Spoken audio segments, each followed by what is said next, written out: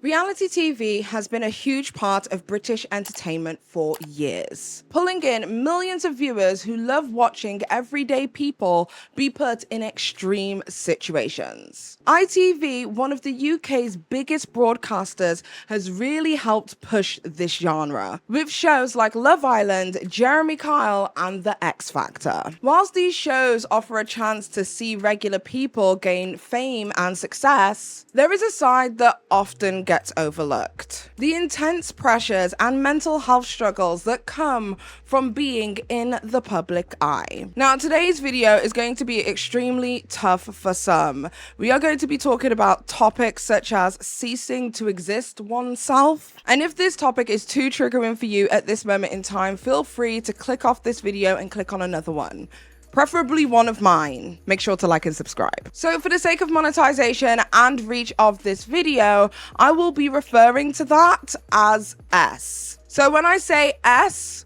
you know what I mean. And trust me, today's video will mention S a lot, an unreasonable amount, really, because ITV has had a shocking number of reality TV show related tragedies. The tragic death of several reality TV stars and a presenter, as well as the recent struggles of Liam Payne of One Direction, highlight how desperately better aftercare and mental health support needs to be in the entertainment industry. Sadly, for many Brits, Liam's struggle wasn't a surprise. It felt almost inevitable.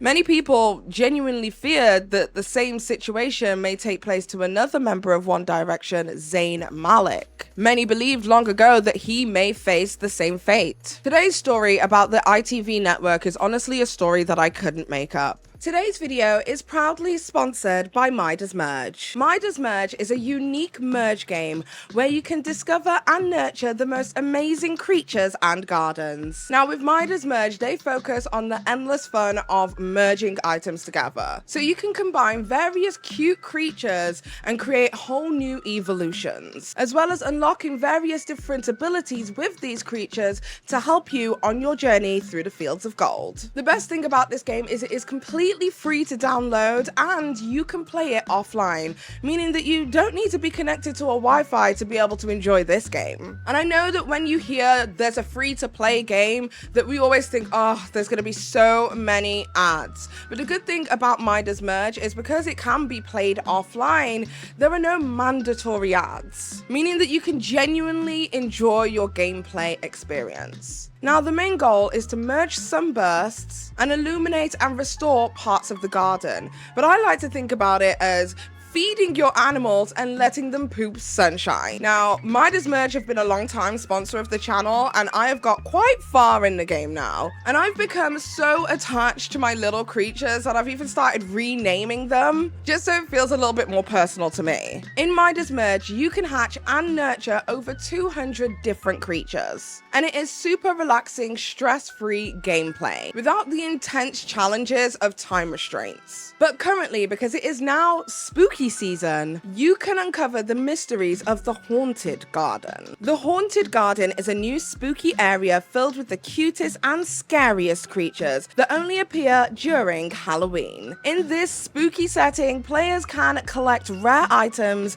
discover deadly plants, free the trapped souls, and merge eerie tombstones, and bring these Halloween creatures back to the Sapphire Sanctuary. I'm currently loving the really spooky black cat with the little witch hat, because whilst I have a dog, I am also a very long-term cat person. I've had a lot of cats in my time. Now, Midas Merge have hooked us up with an incredible deal. The first 100 people to reach level 10 through my link will receive an exclusive Halloween creature, which is the Spirit Turtle level 2. So do not miss out on the chance to explore the Haunted Garden, unlock rare creatures, and face the jack-o'-lantern plants. So make sure that you click the link in the description box down below and make sure you get yourself to level 10 for your spooky surprise, or you can scan this QR code over here. Thank you so much to Midas Merge for sponsoring today's video, and without further ado, let's get straight into it.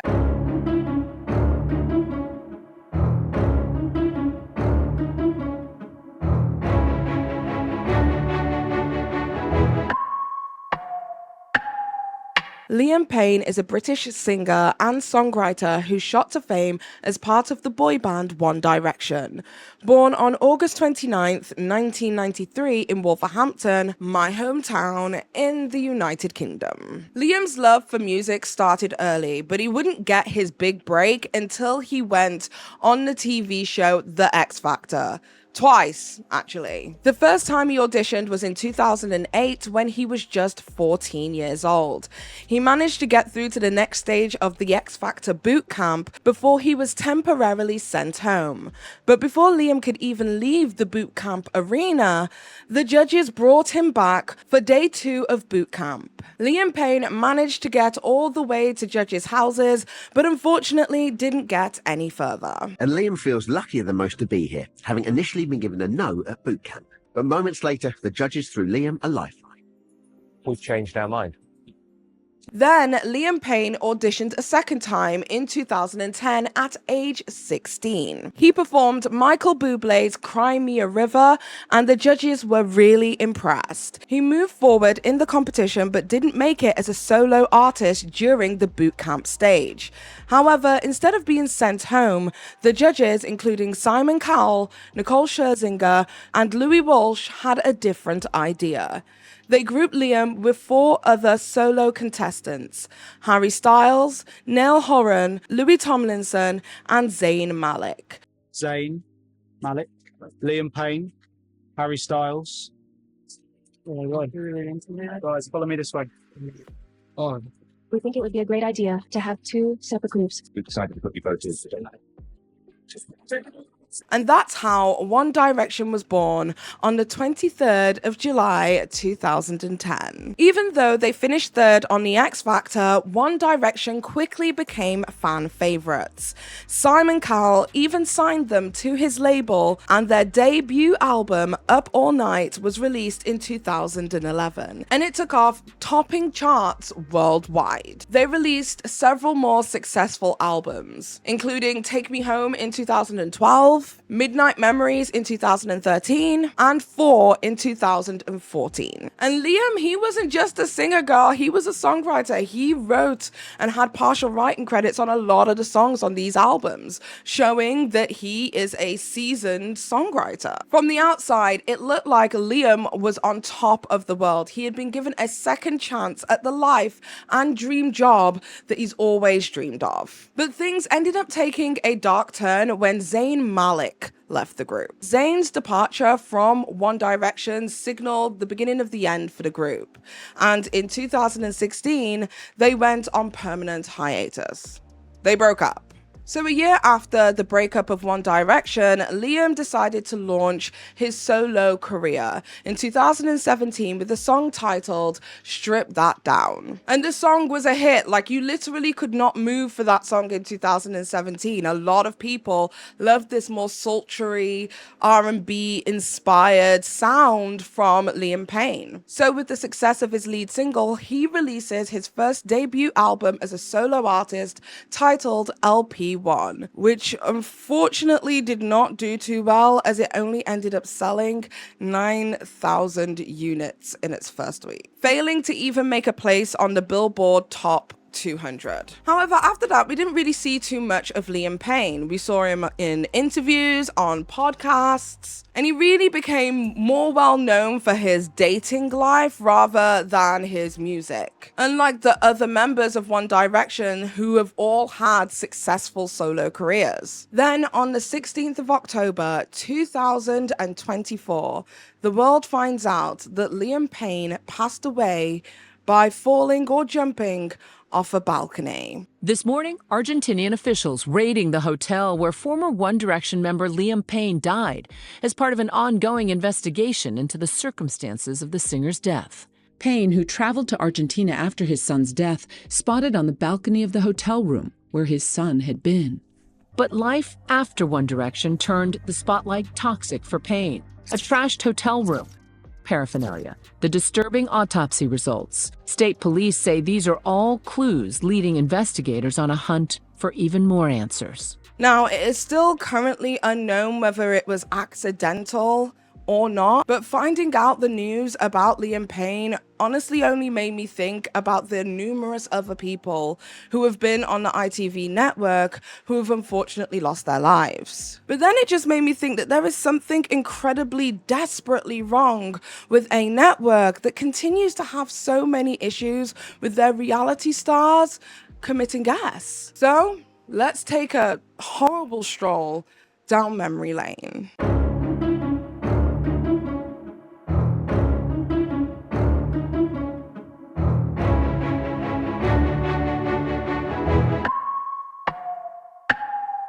Now, we're all familiar with the TV show Love Island. A bunch of hot girls and a bunch of hot boys are on a dating show where they have to live with each other and they both have to pair up until the end. Well, in April 2019, former Love Island contestant and beauty queen Sophie Graden est in her family home. According to the BBC, she was drinking and she also took substances which had the potential to increase violent thoughts. She was taking these substances with an acquaintance, stating that she was struggling with the world and couldn't do this anymore. Now, Sophie had opened up about the bullying it is that she had faced since her departure from the reality TV show Love Island, stating, "When you get so many on the scale that we did, I mean, coming out to hundreds of thousands of followers, yes, you have this positivity, there's fans and there's people who love you, but for some reason, human nature, we'd like to focus on the negatives. So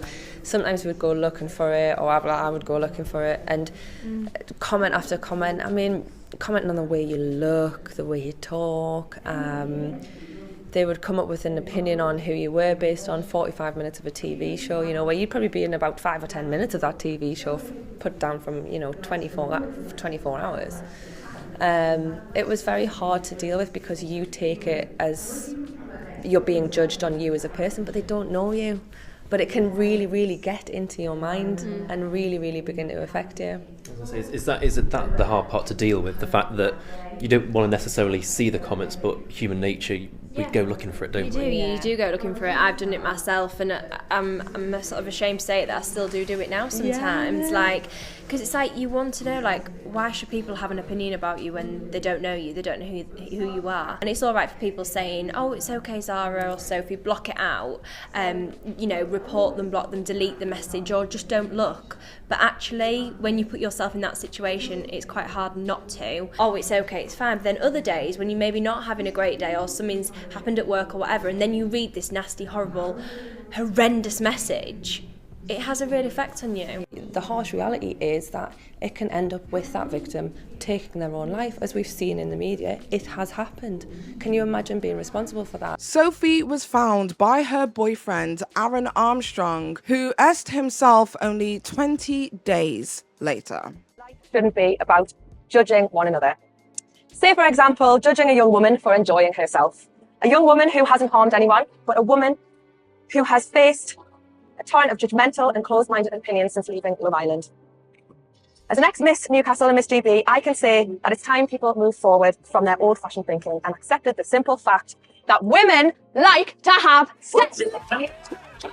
Then, only 2 months after Sophie's Love Island contestant Mike Talathasis, I think that's how you pronounce his name, also est himself. He was found in a park and coroners found substances inside his body too. According to the BBC, there was numerous different S letters in a notebook with the body. All of those S letters were to his friends and his family. Those on the scene described the notebook as a sort of combination of a diary and letters and positive thoughts. At the back of the diary was a number of notes that had been addressed to his family. So at this point, we have 2 contestants and a contestant's boyfriend who are all eerily linked around the Love Island ITV franchise. But those were just the contestants and family members who were successful in their S. There have been numerous different Love Island contestants who have dealt with S thoughts or who have attempted to S. We have contestant Alex Max Miller,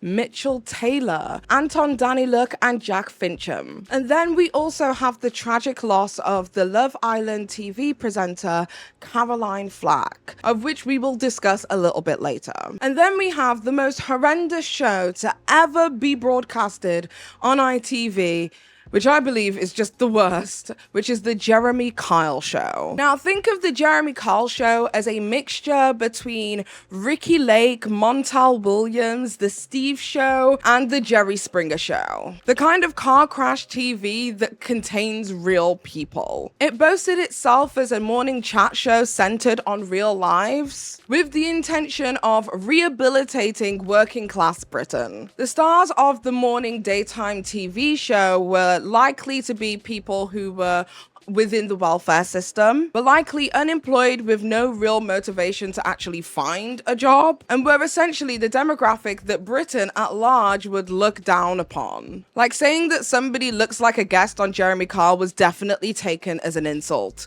and likely meant that you were missing teeth. Well, in 2019, the Jeremy Kyle Show filmed a show that never aired. The show contained a guest called Steve Diamond, who proclaims himself to be somewhat of a pathological liar who failed the lie detector test on the Jeremy Kyle Show. Why'd you lie so much?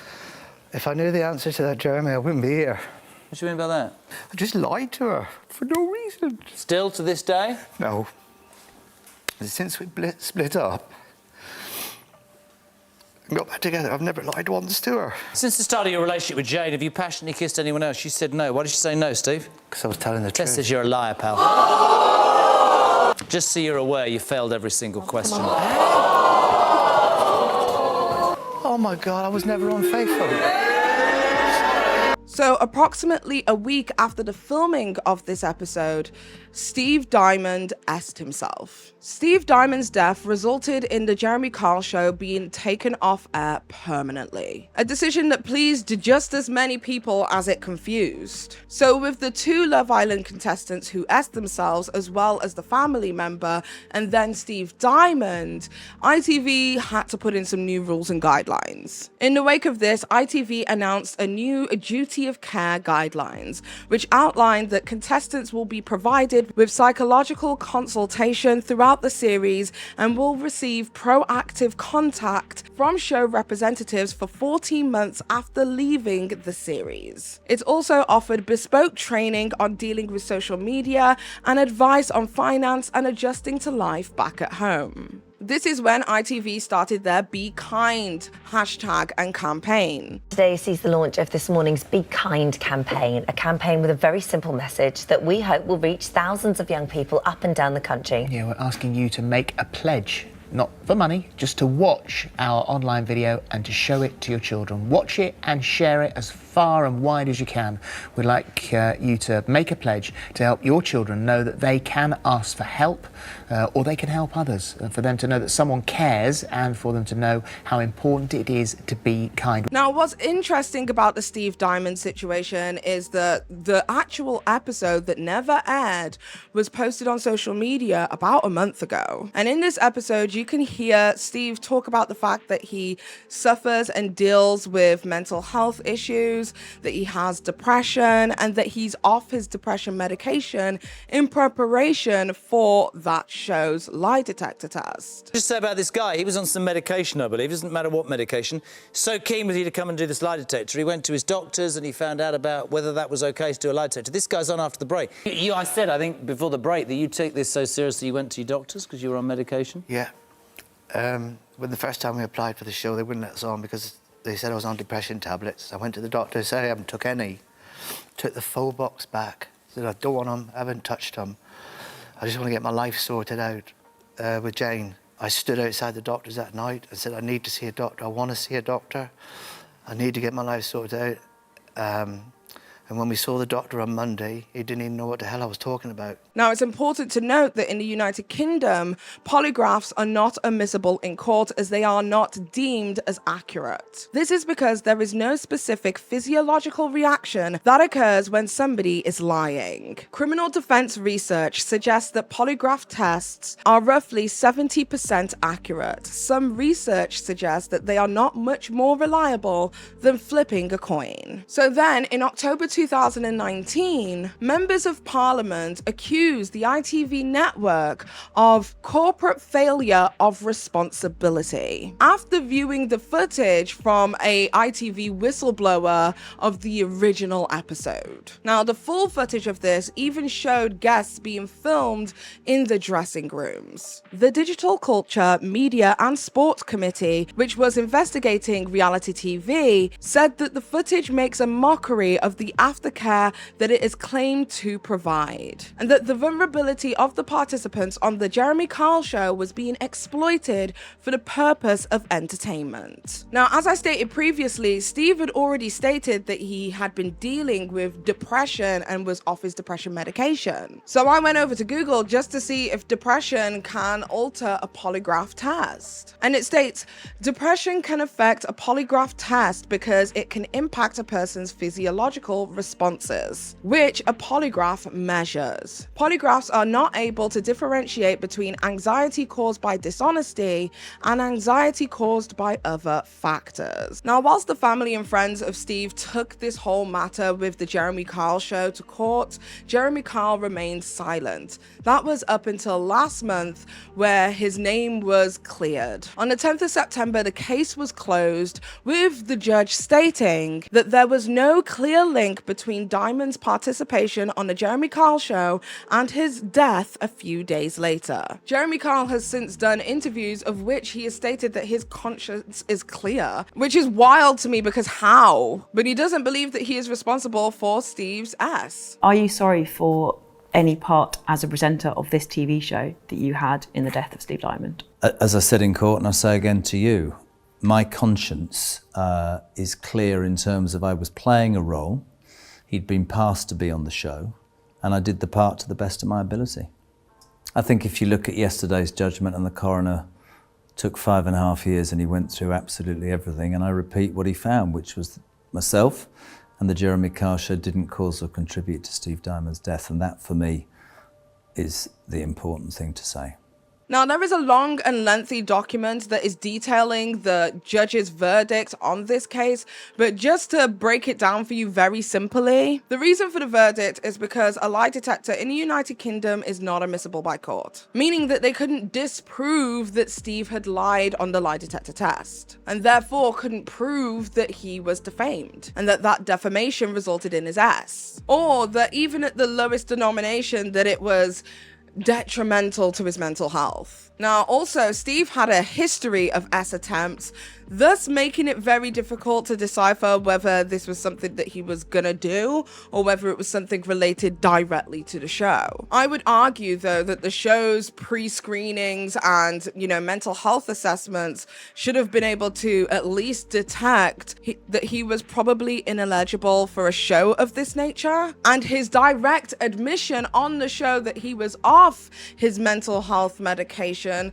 should have signaled to everybody in the crew and everybody around just to stop immediately. But that's just my opinion. When the first time we applied for the show, they wouldn't let us on because they said I was on depression tablets. I went to the doctor and said I haven't took any.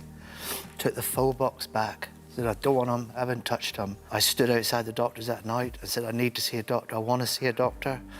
I need to get my life sorted out. So after Steve's S, then we have ITV bringing in all of these new rules and guidelines of how they're going to look after their reality show guests and make sure that they are well looked after for at least 14 months after airing the show.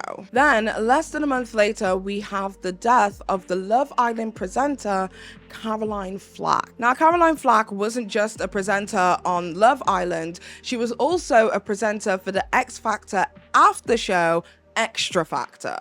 Oh God, say that twice. And the X Factor as well as the Extra Factor are both on the ITV network. In fact, one of the last posts on Caroline Flack's Instagram is her support of the Be Kind campaign that they launched after Steve's death. She posted, "In a world where you can be anything, be kind." But unfortunately, host of Love Island, Caroline Flack, asked herself on February 15th, 2020.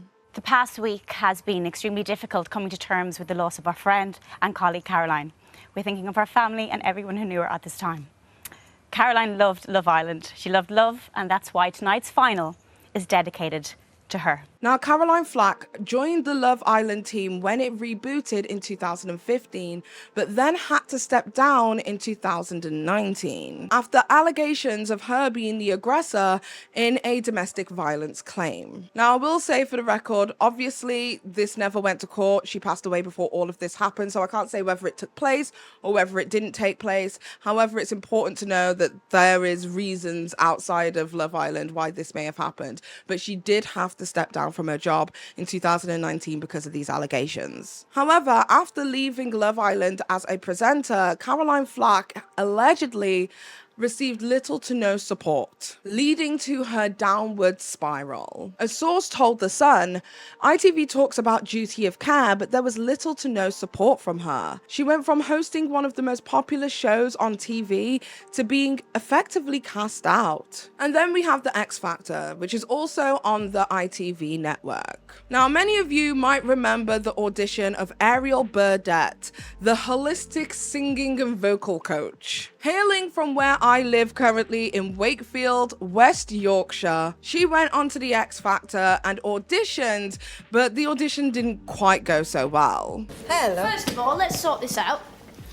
I am not a number, I'm a human being. That's okay. My name's Ariel, I'm a holistic vocal coach. You want to hear some metal? You want to hear me roar? I got the X Factor, so show me your stage door. After Ariel's time on The X Factor, she faced so much backlash, and it's alleged that she had a pre-existing condition of schizophrenia. She too is another contestant on the ITV network who asked themselves, and she left us on the 12th of November 2019. Now, there was many questions after her passing in 2019 as to why ITV chose to air her episode if they knew that she had a pre-existing condition of schizophrenia. It is alleged that ITV knew about this, but we obviously don't know for sure. But veering off from ITV, this is not the only X Factor contestant to have asked themselves. We also have Simone Battle, who ended up being a part of a girl group called GRL. She ended up asking herself on the 5th of September 2014. So that just goes to show, even if we remove it from being ITV specific, there is at least 3 X Factor contestants who have asked themselves. Now, are X Factor responsible for these S's? We don't know. But it does bring up the question as to how long is too long for a show to look after its contestants in terms of duty of care. Is 14 months acceptable? And at what point do these entertainment companies no longer become liable for somebody that they put in the position of being scrutinized in front of the world? Honestly, I don't even know the answer to that question, but there have been a lot of legal suits that have taken place from former contestants who feel like they were given a lack of duty of care from ITV and the X Factor.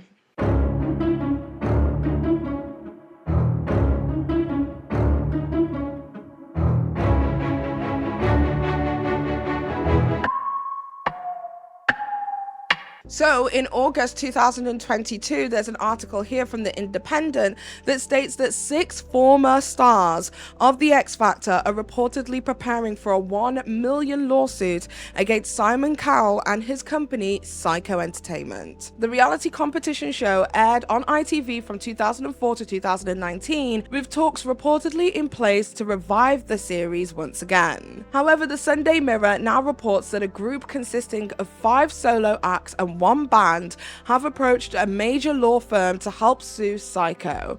Speaking to the publication anonymously, one of the acts said that they were going forward with allegations of bullying, mistreatment, and neglect from their time on the show, describing their experience on The X Factor as horrific. They said, "Myself and 5 former acts have agreed to join forces to get the justice we feel we deserve. Simon needs to take responsibility. We lost a lot of money from having periods of our lives not making money to deal with trauma still ingrained from the show. The group are reportedly looking for compensation after spending time and money trying to make our lives normal again.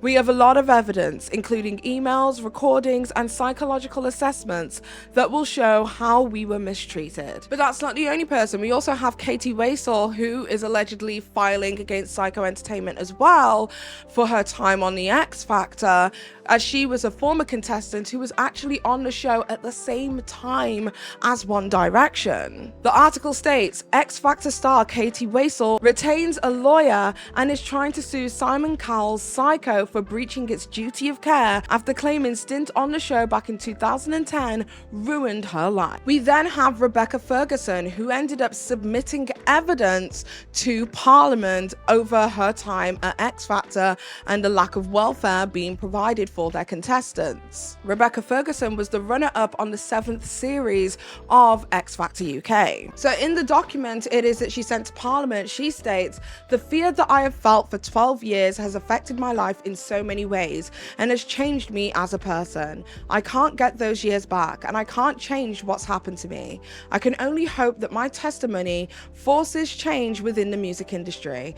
Below I've highlighted the main problems and issues that I experienced within the music industry." So in bullet points she states that there are welfare flaws, that there is a rotten culture that is involved within the entertainment industry. She states that there is a lack of independent legal advice.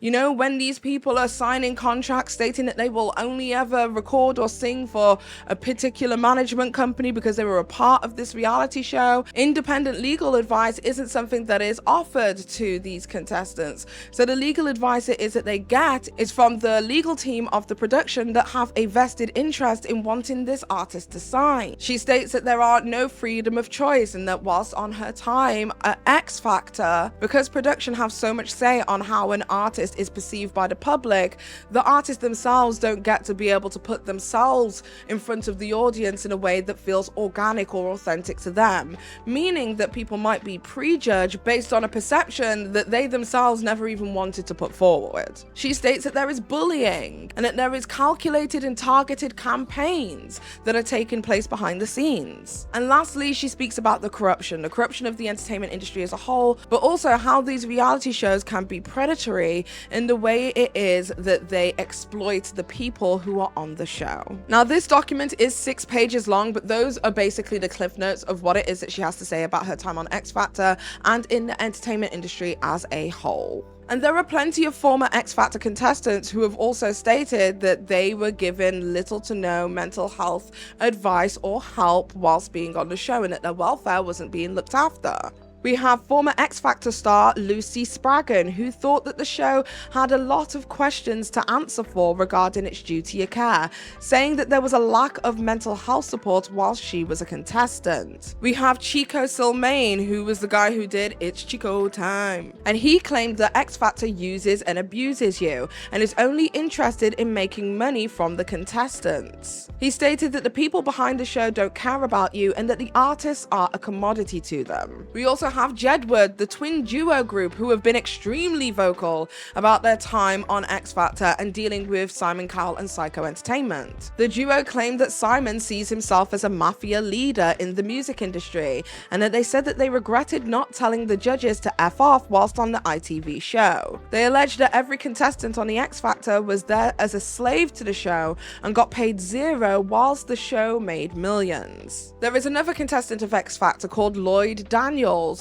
who was told, allegedly, according to him, to hide his same-sex relationship. We have Cher Lloyd. Cher Lloyd by Cher Lloyd or Rebecca G. Then.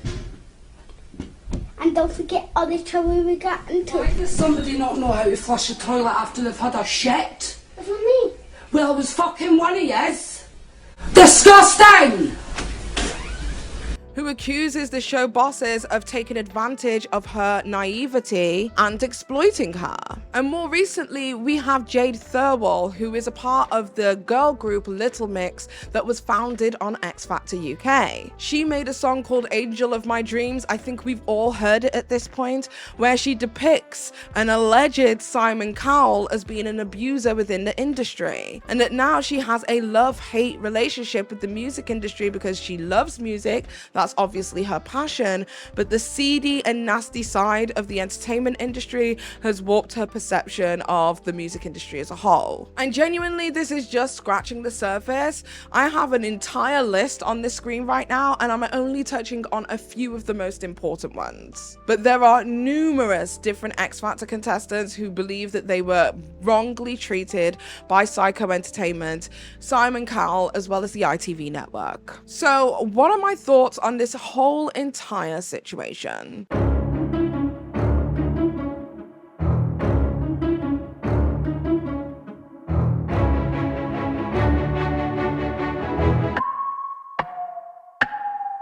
Liam Payne's struggles, his hospitalizations, and his public challenges really shines a light on a bigger issue that is taking place within ITV as well as the entertainment industry as a whole, about how reality TV shows are treated after the camera stops rolling. It's a problem that we've sadly seen far too many times before, particularly with the tragic loss of Sophie Graddon and Mike Telethasis, both former Love Island contestants. These individuals ask themselves after facing immense pressure, scrutiny, and lack of proper support, all of which highlights the fact that duty of care from the networks like ITV is far from adequate. Now, ITV has tried to address these issues with their campaigns such as Be Kind, which has now somewhat become their mantra, especially after the devastating loss of the Love Island host Caroline Flack. Whilst the message of Be Kinder is a positive one, it honestly just feels like a band-aid over a much bigger problem. Telling the public to be nicer is one issue, but it doesn't fix the underlying issues of how these shows run and the emotional toll that it takes on its participants. Reality TV, by its nature, is designed for drama and entertainment. It thrives on personal conflict and emotional moments. While that might make great TV, it can have a lasting impact on the people involved. Contestants are thrown into the spotlight, often unprepared for the intense scrutiny and judgment that follows. And when the show ends, the support they get is often minimal. Networks claim to provide mental health care, but in many cases, it's been criticized for not going far enough, especially once the attention fades and the contestants are left to navigate the pressures of fame on their own. Liam Payne's situation is a perfect example of how established celebrities can struggle with the immense pressures of fame, let alone reality TV show contestants who aren't used to this kind of exposure. Liam Payne has been open about his mental health battles, and it's clear that being in the public eye and facing that kind of scrutiny has taken its toll on him, as they have for so many others. So ITV's message of Be Kind, whilst well-intentioned, doesn't tackle the root of the problem. It places the burden on the audience to make sure they manage the contestants' welfare, and basically ask the public just to be nicer. But that ignores the reality that shows of this nature are designed in a way that exposes participants to immense amounts of stress. The entertainment industry, and ITV in particular, need to move beyond these kind of feel-good slogans and address the real issues. What's needed is not just a reminder to viewers to be kind, but actual lasting change on how reality TV show contestants are treated. This means putting in place better screening processes, offering ongoing mental health care, and creating a system that supports these celebrities or people of interest long after the show has ended. Now, what that looks like, I don't know. The tragic stories of Sophie Graddon, Mike Telethasis, Caroline Flack, Steve Diamond, and Liam Payne should be a wake-up call to ITV if they do not step up their duty of care. The responsibility of protecting TV contestants shouldn't fall on the viewer. It should come from the networks themselves that are profiting from these individuals' vulnerability. So Liam Payne wasn't a coincidence. He is a product of a symptomatic issue with ITV, in my opinion. So whilst they might promote to us to be kind, maybe they should consider being kind to their participants, because without them, they would have nothing. Anyway, that is about it from me. Hopefully you guys have enjoyed today's video. I just wanted to take a different look on the whole Liam Payne situation. Obviously, because I am from Wolverhampton, Liam Payne is actually mutuals with a lot of my friends. So I know that there's a lot of people close to me who are going through a lot. So I didn't want to just throw out there just another Liam Payne video, but maybe something that we should genuinely look at. I feel like there are way too many people connected to ITV that have S themselves. I think it's wrong. I feel like there's just too many people. But anyway, with that being said, tell me what it is that you think in the comment section down below. I also want to say a massive thank you to my members as well as my subscribers, patrons, all that kind of stuff. Thank you to the researcher who made this. And until next time, you beautiful, amazing, badass bitches, look after your mental health, okay? #be kind.